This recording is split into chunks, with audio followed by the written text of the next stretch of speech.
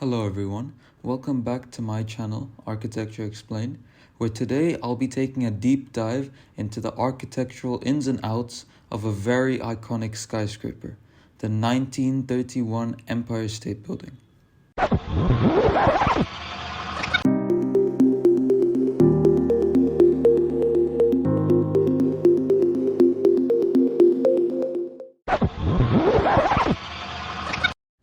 The New York skyscraper boom of the early 20th century was mainly as a result of two reasons.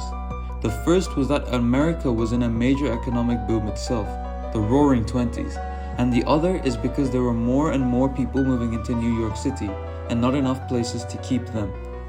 As a result, architects had to build taller rather than wider, trying to make the best use of the limited space that they had. The result of this was New York City taking its own record for the world's tallest building back from itself 6 separate times, from 1909 to 1971. This started with the Singer Building at 192 meters tall and finished with the World Trade Center at 417 meters tall. The Empire State Building is the penultimate New York record holder, at 381 meters tall, also making it the first building over 100 stories. However, what makes it stand out is just how long it held the title for, a whopping 39 years from 1931 to 1971. As a result, the Empire State is, by far, the longest record holder of the modern era.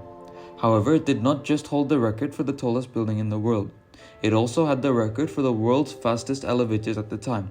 Custom designed by Otis Elevators, these were one of the main reasons that this astonishing height was even possible, along with the other main reason being the invention of high-strength steel. Speaking of records, you can also check my video on the Burj Khalifa if you want to know more about the king of records. However, the Empire State Building is so much more than the records. It has now been immortalized as an icon, not just of New York but of the modern world itself. Currently, it's used as a high-rise office building, but with much of its yearly revenues coming from the 4 million tourists that visit it yearly, often going up to the 86th and 102nd floor observatories. Its purpose has not aged with time, mirroring the timeless architecture and design of the building itself. Speaking of the architecture of the building, it's one of the most innovative buildings ever, and there is a lot to talk about.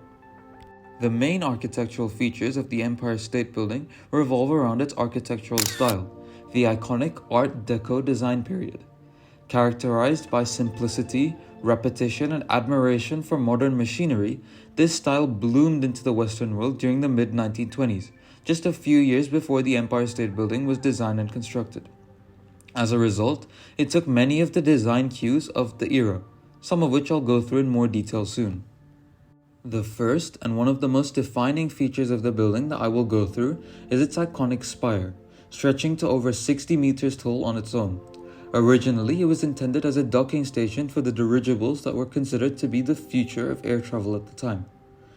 However, the original purpose of the spire soon became obsolete, though it did serve to make the Empire State Building taller than the previous title holder, the Chrysler Building. However, it's in the more intricate architectural details of the spire where the building really comes to life. On each corner of the steel spire are engravings in the shape of wings to indicate the building soaring into the sky. Another iconic architectural feature are the setbacks that can be seen throughout the Empire State structure. These setbacks were originally a requirement as a part of New York's setback zoning rule, intended to prevent super tall buildings from blocking out too much sunlight on the ground. The result of these laws, however, were an entire generation of New York skyscrapers, called the wedding cake or setback tower skyscrapers. These include iconic structures like the Chrysler Building, 70 Pine Street, the American Radiator Building, and of course, the Empire State Building. The Empire State in particular utilizes a very interesting form of setback. There are several normal setbacks near the base, but then one long recess up the middle of the building on two sides, topped by further setbacks culminating in the spire. These setbacks are combined with a motif of vertical lines and horizontal windows. For example, in some setbacks the windows are doubled, whereas in others they're single bay. This almost presents the Empire State as multiple separate buildings when observed close up.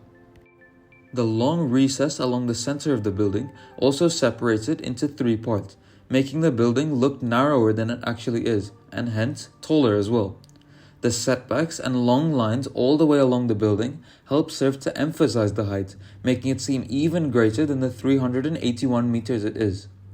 This is a critical architectural feature and has been repeated in various methods in buildings to this day. There are also several details beyond the general shape of the building itself. These mostly lie in the ornate spire and crown, which have several intricate details in the high-strength steel that they are produced from. For example, the brackets that support the 68-meter-tall spire are carved with wings, symbolizing how the building soared into the sky, as I've already mentioned. These details can also be seen in the lobby, which is an Art Deco masterpiece. The ceiling contains a mural where lines of gears are put together in a homage to the mechanical age, made of 24-karat gold and aluminium. Yet another detail is the 4 brass medallions that commemorate the new technology used to complete the building: elevators, masonry, steel, and machines. However, let's leave the details and go back to the present.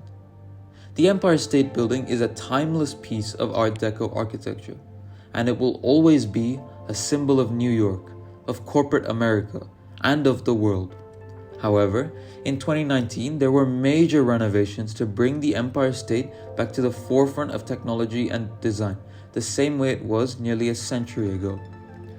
The renovation involved rehauling the elevator system, retrofitting the interior, and vastly improving the observatory facilities, all of which provide a much more enjoyable experience to the 4 million annual tourists visiting the site. In addition to this, each of the building's 6,514 windows have been replaced with new sustainable panes of glass. All of this made the Empire State Building, at the time, the oldest building to receive the energy efficiency gold standard, a fitting tribute to the most technologically advanced building of its time. Overall, however, the Empire State Building is an icon, a symbol of how far technology could be pushed, and it truly set the standard for all buildings that came after it. It pushed the envelope so far that it could only be eclipsed 4 decades later, meaning that it spent nearly half of its life at the top of the world. Now, an iconic tourist attraction and a hub for New York's bustling finance scene, the tower is as iconic as ever, and perhaps even more important to New York than it was 90 years ago. Through all of the changes around it, the Empire State Building will perpetually do what it does best: be a representation of what the pinnacle of architecture looks like.